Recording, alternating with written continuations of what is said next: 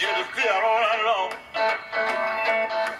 I didn't get you around. I was moving around. Welcome to town, people. Well, there you go, ladies and gentlemen. That is the great John Lee Hooker, Boogie Chillin' from his last album, Face to Face, a recording that I have introduced this show to numerous times before, and in fact was the opening song for the first 2 or 3 years of WatchThis with RickRamos. Now, you know what? Sometimes you got to go back to the foundation of what started all of this and get a good idea, because it's all about reinvention. Now, how do you reinvent if you go back to something that you did before? I'm talking about reinvention as far as the podcast itself is concerned, and this whole idea of what the purpose is. You know, I'm going on 5, maybe 6 years now. I think 5 years of knocking out podcast after podcast after podcast, and I think we're somewhere at around 201, 202. I'm not exactly sure what podcast we're at right now, and it doesn't really make a difference because I've never put a lot of faith or a lot of I've never put a lot of weight on numbers. We've done a lot of episodes. We did 30 some odd episodes when it was Lee and myself working out of the Burbank studios. Then I came back to do it out of my apartment on Beverly Boulevard in Los Angeles. Finding myself later on in this little house, the Fortress of Ultimate Darkness here in South Pasadena. And in those times, I've had a lot of guests. I've had, a buddy of mine, David Wilcombe, the great Mike Black. But somewhere along the line, I decided, I needed a co-host, and I brought in my good friend, just a great buddy of mine, one of the few guys that I can honestly say I find myself in a certain kind of brotherhood with Mr. Ibrahim Chavez, who I met in probably 2009, and we've been working pretty steadily on this thing for the last year or so. He's into it, I'm into it, and there's something very, I guess I would have to say something very overpowering about finding that partnership, that thing that really clicks. So it's very problematic for me right now because this time of year I'm working seasonal work. He's overwhelmed by his job as well as other aspects of his life, and we can't come together to do the episodes that we want to do so badly. So it looks like we will meet up again probably this weekend to do a couple of episodes, but I'm going to be filling the space with episodes on my own, going back to those early days, those mid-period days when it was just me here in the Fortress of Ultimate Darkness, sitting here with a bottle of whiskey, and then just talking about the things that matter. And sometimes we'll go off on little tangents. Sometimes we'll find our way around the story that is being told. But ultimately, when it comes down to it, this is, and always has been, always will be, a product of my psyche, my emotions, my beliefs, my attitudes, and that's what I'm ultimately laying down here. Whether it's me sitting here alone, me sitting here with Mike Black, me sitting here with other friends, or my partnership with Mr. Ibrahim Chavez, all I can do is control who I am and what I want this thing to be about from my end. The great thing about working with a partnership is a lot of like what Kurosawa said when he was writing a number of those great films, is that with a partner there's a certain balance, there's a certain level of understanding that is, I guess, a certain checks and balances that comes with the understanding of trying to put out a product that appeals on a number of different levels. So here we are. One of the ideas that I had, which is admittedly a little bit selfish on my part, but every once in a while you have to do something that is for you.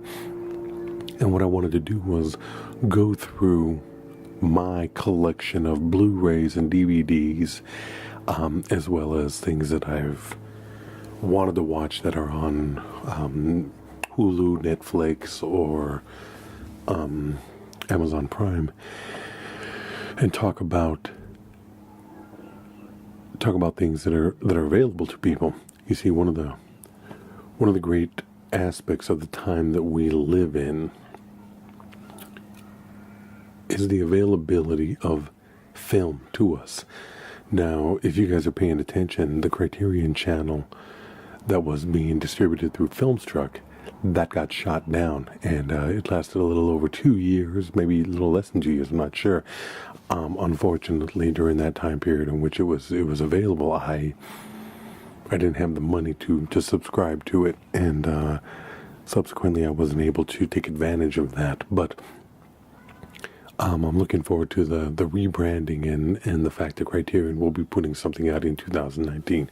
That being said, I have a collection of probably close to 100 Criterion discs, but also a collection of probably, it's kind of weird to say, but probably a couple of thousand DVDs and Blu-rays, and I have them categorized by filmmakers, then genres, then the difference between television and film, but also broken down between HBO, Showtime, AMC, FX, and in some cases a number of different venues and networks. So the point of what I'm saying here is that over the next couple of weeks, whenever I can fit it in, we're going to be doing shorter episodes, 30 to 45 minute episodes that focus on one film that I have been wanting to watch for quite some time. A film within my collection that I haven't had a chance to watch, and that I'm looking forward to watching and then sitting down to talk about. Some of these films include The Laughing Policeman starring Walter Matthau, Gene Hackman and Al Pacino in a film called Scarecrow that you can find on Warner Blu-ray Archives. Also, Freebie and the Bean with Alan Arkin and James Caan. That's a film that I have seen. The other two are films that I haven't seen. But also my collection of Criterion. We're going to be looking at films that maybe are culturally significant, some films that are just a good time, some films that I remember fondly from when I was growing up in the 80s, but also films that I think are important as a barometer of both the time and the culture in which they were made. I'm going to be looking at foreign films, documentaries, and in many cases, I'm going to be doing this by myself, and we're going to be repeating certain films when Ibrahim and I come back to sit down and hash through it, go through some of these films, and get a better understanding of what's out there. So I'm really excited at I'm really excited at the direction that the show is going to take, because what we do here, we are a constantly evolving species, and that is also and most importantly within our own selves, within our own understanding of who we are, what we believe, and what matters most to us. So with that being in mind, we're going to start knocking out short film, 30, 45 minutes, as I said before, reviews of films that I've wanted to watch for some time, that are in my collection, and that I just either have never made time for, or that I just, I've had a lot of excuses, and I don't believe in excuses. I believe in reasons for things happening or not happening, but I'm at a point now where I really want to delve into this world, and I want to take advantage of what I have, so that at some point in this lifetime I will have seen everything that I have ever bought, including films that are coming out on DVD and Blu-ray now through different production houses like Kino Lorber, Criterion, Warner Blu-ray Archive, and that kind of thing. I mean, there's just a lot of really good stuff out there, and those of you who love films in the way that I do understand the importance of supporting hard, I guess the word is to say, tangible goods, I guess. Instead of simply streaming, it's nice to have something that you can hold in your hand. So, let's talk about a film that was in my collection that some of you have, some of you know, some of you haven't seen. Ernst Lubitsch's 1943 classic, To Be or Not to Be, a story of wartime Poland and a group of Jewish actors who are in danger of becoming victims of the Nazis' Third Reich. It's very interesting that this is a film that was made during the actual war. That's kind of I find that a little bit fascinating. That it's one of the few films that I can think of that discussed the Nazis and that terrible march towards fascism and Nazism that was sweeping that part of the world and that would pull the United States in. It's not necessarily a great film. I don't think it's a film that resonates with me in the same way that other films of that era do. But it is an incredibly well made, funny, and strange little postcard of its time that I find it fascinating that this is a film that existed in the 40s during the depths of World War II, and it was a film that was made. It addresses a great deal of the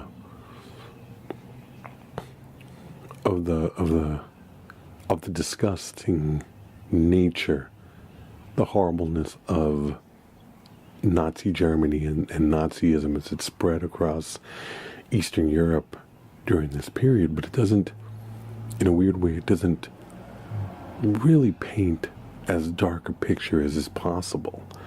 And I think it's a factor of you can't hit an audience with that much suffering and dreariness. I mean,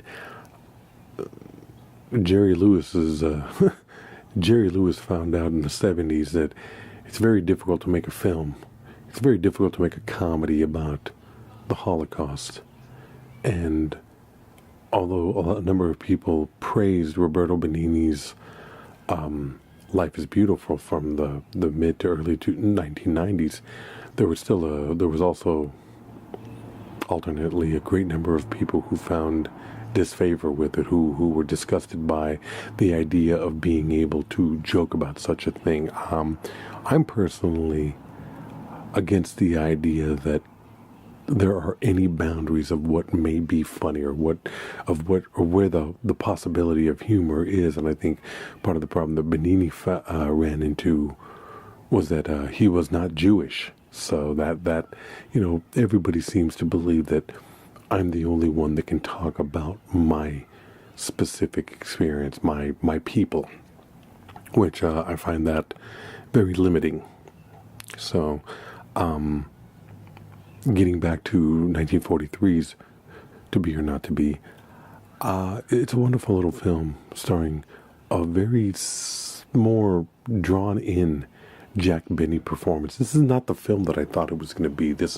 I expected the Jack Benny persona to come out more. I expected, and it's really kind of a testament to what Benny was capable of, because I grew up in the, early 80s, the 80s were my decade, and during that time period, there was a lot of old television and Nickelodeon, Nickelodeon was premiering, and although it was a kids network during the day, kids go to sleep at a certain hour, and around 8 or 9 o'clock, it switched over to more adult-oriented fare, which, if I remember correctly, was a great deal of old television, including Burns and Allen, I Married Joan,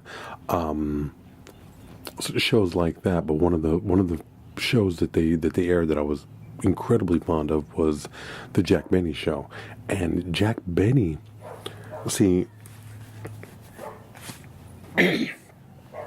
for better or worse, I'm a student of comedy. I'm a student of, and I'm a student of cinema, but also comedy and the entertainment industry as a whole. And I find a lot of these shows fascinating in what they were able to accomplish. There were definitely standards. There were definitely restrictive standards during this time period that wouldn't allow certain images to be seen. And what's surprising to me is how often the work is cutting edge in a lot of ways. I think it's very important, and I've said this in the past, that as you watch a television show or a film, I find it incredibly important, almost imperative, that you watch it within the context of the times in which it was made. So you cannot judge a film by modern day standards. You have to judge it within the realm of the restrictions of what created it. So if you watch something like Peckinpah's The Wild Bunch in 68, 69, that period, you go into it with the understanding that the world was changing and the restrictions that once existed on cinema were no longer what they would become. Basically, the big bad wolf was coming in there and blowing down the house. So you start to understand that those films are masterpieces in their own right, because they were able to tell certain stories that a number of people might find difficult or in bad taste. I mean, during the time in which Lubitsch's film was released, 43, there were a great many people who took issue with some of the things that were said in the film. That some of the actions, for example, one scene where Jack Benny has a conversation with a dead body, or at least not a conversation with a dead body, but there's a playful kind of situation in which Jack Benny is almost discovered as being a Jewish actor and not the Third Reich spy that he is impersonating. There were some people who found, this kind of thing distasteful. If you've seen the movie, basically what it is Jack Benny and Carole Lombard, who is phenomenally beautiful in this film, and it's sad that she would die in a plane crash just months before the film was released. It was her last, I believe it was her last released film. The film,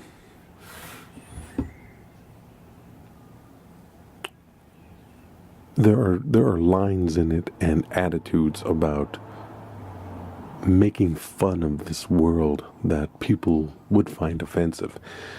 But I think Mel Brooks would take it even further in the 1983 remake, which was directed by a gentleman by the name of Alan Young, I believe. Not Brooks. One of the few films that Brooks starred in, was a major leading role, and did not direct himself. Which I would like to, watching the Lubitsch film, it's made me want to go back and go into that film and see what Mel Brooks did with his version, how he played with Anne Bancroft, and these great performances by Tim Matheson and primarily Jose Ferrer and the great Charles Durning, who was a character actor that oh God, I fell in love with Charles Durning. He was such a magnificent presence on screen, and he's so funny and so ridiculous that you can't help but just fall in love with him. So I will be returning to that film, and maybe I'll sit down, turn on the microphone, and talk a little bit about it, because, like I've said, I haven't seen it in probably 15, 20 years. I'm a big fan of Mel Brooks. I'm a big fan of Anne Bancroft. And every once in a while, it's good to go back to these experiences, to watch them again, to learn a little something more, to catch up on. But what we're talking about right now is the 43 film. And, I think it's a 42 film. My mistake, 1942. At the time, 1943, the critic Mildred Martin reviewed another of Lubitsch's films in the Philadelphia Inquirer, and she referred derogatively to his German birth and his comedy about Nazis in Poland, which is, of course, To Be or Not to Be. And Lubitsch responded. His response was published as an open letter to the newspaper, and he wrote, "What I have satirized in this picture are the Nazis and their ridiculous ideology. I have also satirized the attitude of actors who always remain actors regardless of how dangerous the situation might be, which I believe is a true observation. It can be argued if the tragedy of Poland realistically portrayed as in To Be or Not to Be can be merged with satire, I believe it can be, and so I believe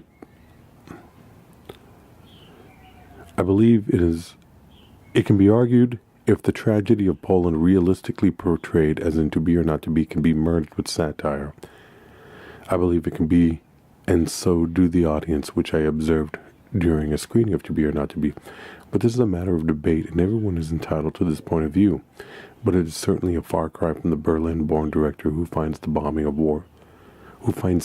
in the bombing of Warsaw. At the end of the day, an artist has an obligation to tell the story that they want to tell, and they have an obligation to tell it in the manner in which it best serves the story. Now, in some cases, this might offend people. In some cases, people might become upset, to some degree justly, to other degrees unjustly. The fact of the matter is that sometimes you put something out there and you have no idea how it's going to affect people. There are those filmmakers who go out of their way to offend. I don't think what Lubitsch was doing was that. I don't believe in the idea of anything being so sacred that you cannot shine a light on it, that you are incapable or that you should be unwilling to point out the faults. I think that as human beings we have an obligation to express our opinions and our beliefs, but also to combat both violence and ignorance that surrounds us. I believe that film is the greatest art form that we have ever created. And I know that I'm not alone in believing that, but I also know that there are others who would combat that, debate it, and argue against me. They are also welcome to their opinion. It really doesn't matter on that case. What is important is the understanding that what needs to be put on that screen is a story that needs to happen because the writer, director, actors, and producers feel a need to tell a story. That's why we started every episode in the early days with John Lee Hooker, and that's why I return to it today, because it's in him and it's got to come out, and that is a very important factor of who we are as a people. You can't sit there and be lost in this idea that I don't have anything to say, or that I'm too afraid to say something that is meaningful because it might offend, or I might find myself in a situation where I never work again. You know, when Michael Powell made Peeping Tom back in the 60s, I don't know that he knew that he was going to offend people to that degree and that it would severely cripple his career. Maybe he did, maybe he didn't. I'm sure that he knew that the material he was dealing with, where this material that was based in the idea of voyeurism, violence and voyeurism, and implementing audience members into the danger that was created on screen.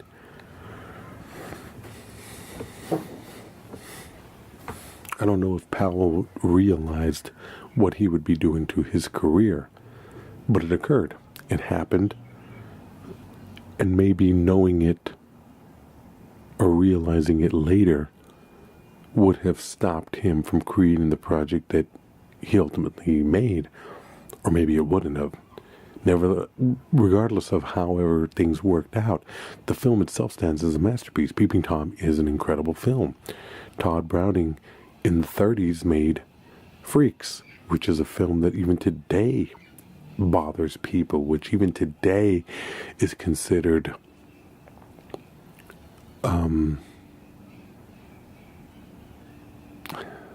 abusive, I guess, in a sense, exploitative. But truth be told, it's not. At least I don't view it that way. I think it's one of the great films of the 30s, and the heroes are the freaks of the circus that are taken advantage of and rise up to take their vengeance on their oppressors. I think it's a brilliant film. I think it's a classic of the genre, and I think it's sad that we never got a chance to see more of what Todd Browning was capable of. That being said, let's go back to Lubitsch's film. Lubitsch's film is a fun little wartime comedy drama.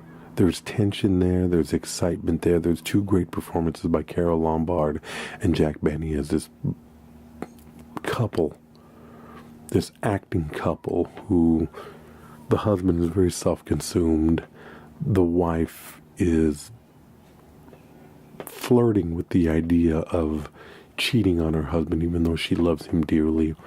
There's a young Robert Stack playing an heir and a pilot who falls in love with the Carole Lombard character. And there's a great little supporting cast of people who are actors who have to disguise themselves as Nazis in order to infiltrate the Third Reich and save themselves from certain death, either through execution or transportation towards the camps. I think the comedy works in that sense, in that these are people who are real life these are real human beings with faults and insecurities that are somehow able to transgress all that and save themselves. What I remember of the 83 remake with Mel Brooks and Anne Bancroft is that it goes even further than that, and I think it's also important in noting that Mel Brooks and Anne Bancroft were a married couple and loved each other dearly, and that comes out of that film. You know, the more I think about To Be or Not to Be, the more I want to see the remake. And I don't love this film, but I see why it's considered a great film. I understand how brave it was to put something like this on the screen, and I commend it. I commend this film for the chances that it took and just the desire to shine a light on something which at that time was very difficult to comment on. I mean, right now, when we look at it now, it's really easy to demonize the Nazis. It's really easy to shit on Hitler, and doing both of those things are deservedly. You do those things deservedly. Fuck them. They're horrible human beings. The very fact that we're living in a country right now where we have a president that doesn't denounce these groups or their behaviors or their attitudes or whatever, doesn't come out and straight out say, no, I do not associate with these people. That's troubling. It's troubling, but it's also it's also the type of situation where you don't understand what it once was. You don't understand that there were a great many American businessmen and politicians who supported Hitler, who supported the Third Reich and Nazism, people who supplied the Nazis with technology, weaponry, vehicles, because at the time it seemed to make sense to them. It's almost like George Carlin said. It was like, our job is to become bombing brown people. That's what we got. If you got a country full of brown people, watch out, we'll goddamn bomb people. But when was the last white people that we bombed? The Germans. And that was because they were trying to cut in on our territory. That's our fucking job, The Nazis were trying to cut into what we were doing. So, you can make out of that whatever the fuck you want to make out of it. But it's very hard to not pay attention to those problems and recognize them for what they are. So, with that being said, I would nominate this. I would say, this film was nominated for one Academy Award, Best Music, scoring of a dramatic or comedy picture, and it's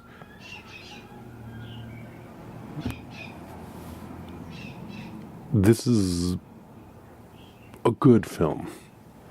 It's a good, interesting, wonderful little film with a beautiful performance by Carole Lombard, which would be her last, and it was a great opportunity to see a subtle, more relaxed Jack Benny that wasn't, he was definitely playing character. He wasn't playing the Jack Benny that we knew from the Jack Benny show. He wasn't playing that character, that miser, that 39-year-old playboy, that kind of doofusy type of character, that nightclub comic that was living the good life in Los Angeles, I believe it was. I think that's where it was set. I recommend this film just in the sense of what we do as film watchers. One of the great things about film and its availability to us is this opportunity that these films provide in showing us a different time, showing us a different place, and showing us people, attitudes, beliefs, how people were dealing with certain things and how they would ultimately triumph or succumb to certain horrors, evils that existed in this world. Do I think this is a great film, and will I be watching it over and over again? No, probably not. I might watch it again sometime later in my life, where I might get this weird little Carole Lombard fix, or I was like, hey, let me see how Jack Benny was in that film again. Some of it is a little bit over the top and heavy. Some of it doesn't necessarily work for me. The jokes don't always work, but I think there's a lot of heart on that screen. I think there's a lot of moments where I am sold out to what's happening. And that's pretty much the most that you can hope for when you watch a movie. There is that hope, that belief that what you're watching has purpose, has meaning. That there was a love for making it, and subsequently you take something that is more than just, hey, that was a nice little hour and a half.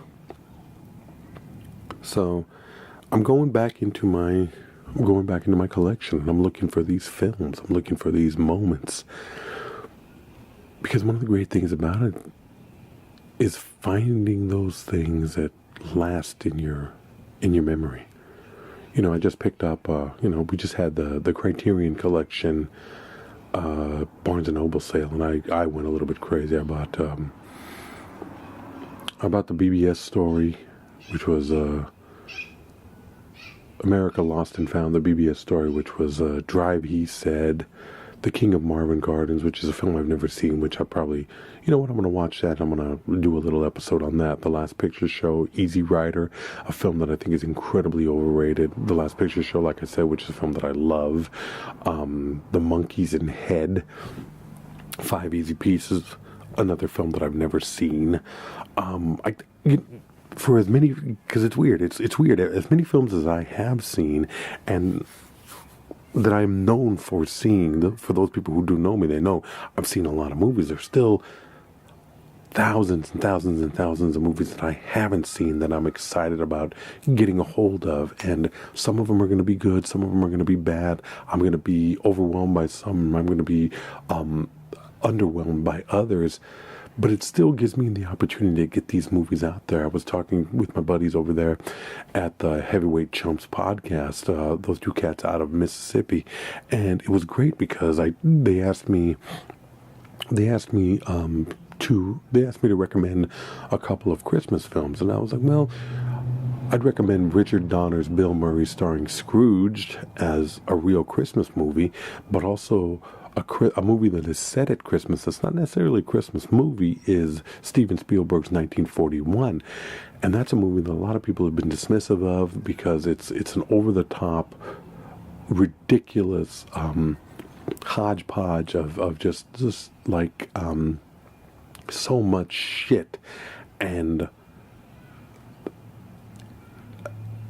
ego that is on the screen. Ego in the sense that Spielberg was a young director who felt like he could do anything, and he does that. And after the success of Duel and then Jaws, which basically changed the game, and he might have done Close Encounters either right before or right after. We're talking about 1977. Yeah, I think he did Duel, Jaws, and then it was probably the Sugarland Express, Duel, Jaws, then 1941. Then Close Encounters, and then Raiders. I mean, people don't remember that at one point Spielberg was not the superstar that he would become. He was just an incredibly talented young filmmaker, and it was a decade of numerous great young filmmakers: De Palma, Friedkin, Coppola, George Lucas, Spielberg, and of course Martin Scorsese. So you have this changing of the old guard, replacement of people like Ernst Lubitsch. Even though I don't know,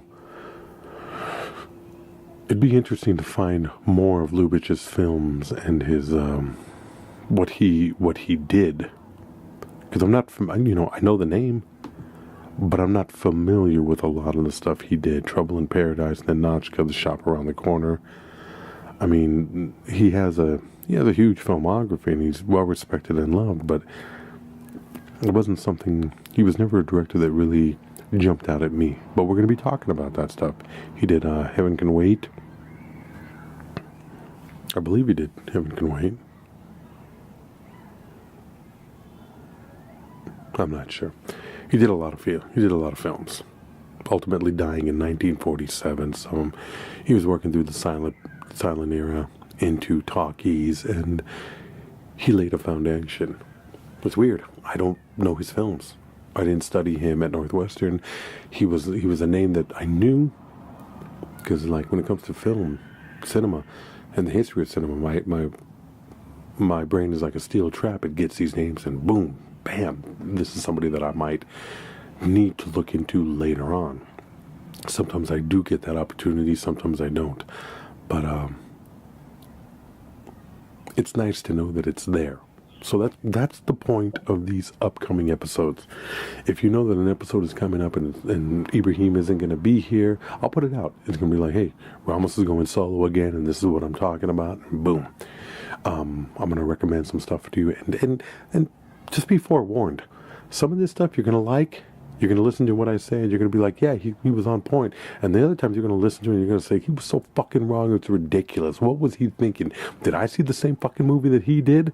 You know, stuff that I hate, you're going to love. Stuff that you love, I'm going to hate. I don't know.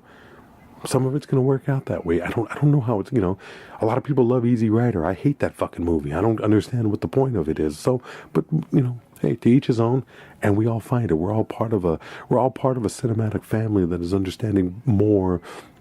We all relate to films differently than I relate to films differently than somebody else. Sometimes the paths cross, sometimes they don't. I love Keaton. I'm not so much a fan of Chaplin. Boom. What are you going to do? Doesn't mean I don't love Chaplin. I just prefer Keaton. Don't know much about Harold Lloyd. It's the same as the people who say, you know, craziest thing, Ibrahim is a big Beatles fan. I don't particularly care for the Beatles as much as I dig the Stones. Some of you guys out there are like, you know what, fuck both of them. It's all about Zeppelin, baby. I don't know. That's not the point, though. The point is, what do I think? If you want your opinion to go out there, if you want people to understand what you're saying and what you're thinking, you know what? Plop down the $30 a month to Libsyn and start your own goddamn podcast. I encourage you, you know, because it's liberating. It's a great feeling, okay? So, boom, that's it. So, that being said, take a look at Ernst Lubitsch's To Be or Not to Be. It's a great little film. You're going to have a lot of fun. It's not life-changing for me, but I enjoyed it. I had a great time. You know what? It was in me, and it had to come out. So thanks a lot for listening. We're going to be doing another couple episodes. I'm going to be doing Night Moves. I'm going to be doing Scarecrow. I'm going to be doing The Laughing Policeman. We're going to probably go through some of the Zatoichi films.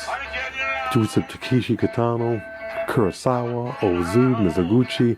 It's just, I'm really excited about making time to watch these films and then giving you guys my attitude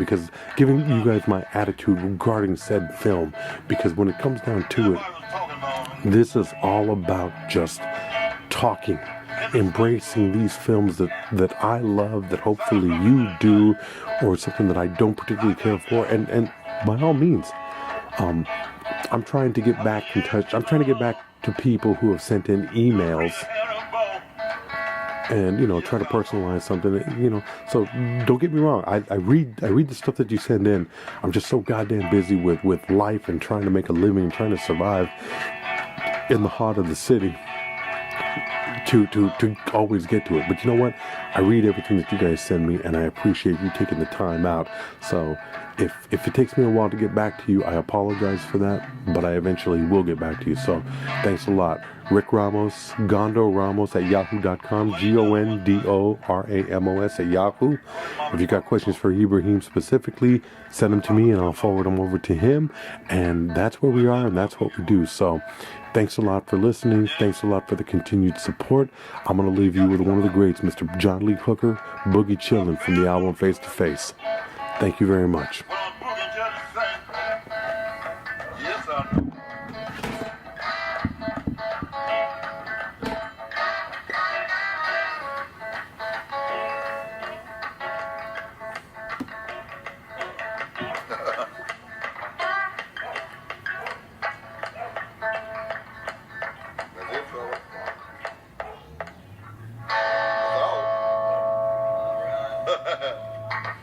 Alright, I'm going.